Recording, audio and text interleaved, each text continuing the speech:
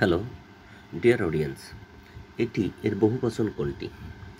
এটি এর বহুবচন এগুলো। এটি এর বহুবচনগুলো এগুলো। উল্লেখ্য বাংলায় বহুবচন প্রকাশের জন্য রা, এরা, গুলা, গুলি, এগুলো ইত্যাদি বিভক্তিযুক্ত হয় এবং সকল সমুদায় কুল, বিন্দু, বর্গ, নিচয়, রাজি, রাশি, সমষ্টিবাচক শব্দ ব্যবহৃত হয়। এগুলো একটু দেখে নেওয়া ভালো, যার বেশিরভাগই তৎসম বা সংস্কৃত ভাষা থেকে আগত। রাজপথ, এটি পথের রাজা, ষষ্ঠী তৎপুরুষ সমাস। ষষ্ঠ এর সন্ধিবিচ্ছেদ শস প্লাস থ।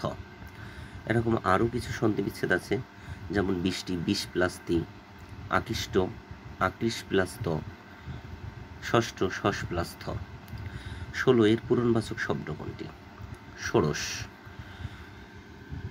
নবম দশম শ্রেণীর বাংলা ব্যাকরণ অনুযায়ী অসংখ্য, যেমন এক এর তারিখবাচক পহেলা, পূরণবাচক প্রথম, পরিমাণ বা গুণবাচক এক।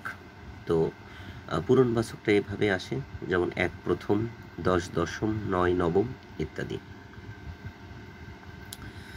একটি তালিকা দেওয়া আছে, যেমন এখানে দেখা যাচ্ছে যে 16 এর যে পূরণবাচক সেটা হলো ষোড়শ।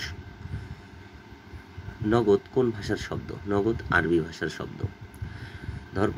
বাংলা ভাষায় ব্যবহৃত আরবি শব্দগুলো প্রধানত দুটি প্রধান ভাগে ভাগ করা যায়: ধর্ম সংক্রান্ত শব্দ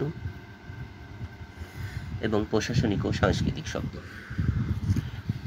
ধর্ম সংক্রান্ত শব্দ যেমন আল্লাহ, ইসলাম, ইমান, অজু, কোরবানি, কোরআন, কিয়ামত, গোসল, জান্নাত, জাহান্নাম, তওবা, তসবি, জাকাত, হজ, হাদিস, হারাম, হালাল ইত্যাদি। এগুলো ধর্ম সংক্রান্ত আরবি শব্দ।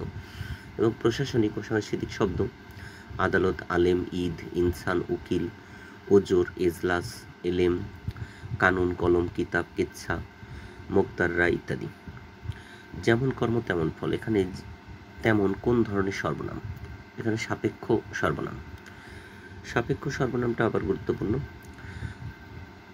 উদাহরণ হিসেবে যে ডট ডট সে, যা ডট ডট তা, যিনি ডট ডট তিনি, একে ডট ডট অন্য ইত্যাদি হলো সব সাপেক্ষবাচক সর্বনাম হিসেবে পরিচিত। যত চাও তত লও, যত চেষ্টা করবে ততই সাফল্যের সম্ভাবনা, যত বড় বুক নয় তত বড় করা, এগুলো সাপেক্ষ সর্বনামের উদাহরণ।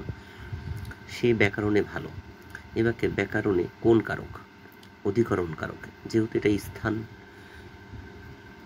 ক্রিয়া সম্প্রদানের কাল, সময়, স্থান, আধারকে অধিকরণ কারক বলে। যেমন এই কারণে এটা অধিকরণ কারক। কখন, কোন সময় ভালো বা কখন ভালো, কিসে ভালো, যেমন সে ব্যাকরণে ভালো।